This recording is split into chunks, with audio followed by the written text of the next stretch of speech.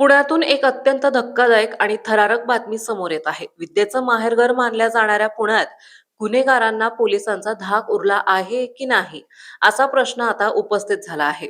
पुण्याच्या बिबेवाडी परिसरात एका तरुणाला 4 ते 5 जणांच्या टोळक्याने बेदम मारहाण केली आहे. बिबेवाडी परिसरात भर रस्त्यात हा राडा झालाय.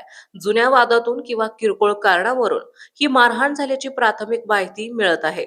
4 ते 5 जणांच्या टोळक्याने एका व्यक्तीला घेरले आणि त्यानंतर सुरू झाला क्रूरतेचा कळस. घटनेची माहिती मिळताच बिबेवाडी पोलिसांनी घटनास्थळी धाव घेतली. आरोपी हे त्याच परिसरातील असल्याची शक्यता वर्तवण्यात येत असून पोलीस सध्या सीसीटीव्ही फुटेजची तपासणी करत आहे. पुण्यात वाढत्या गुन्हेगारीमुळे सामान्य नागरिकांच्या सुरक्षेचा प्रश्न पुन्हा एकदा ऐरणीवर आलाय. या प्रकरणातील आरोपी अद्याप फरार असून पोलीस त्यांचा शोध घेत आहे. मात्र दिवसाढवळ्या घडणाऱ्या अशा घटनांमुळे बिबेवाडी परिसरात भीतीचे वातावरण पसरले आहे.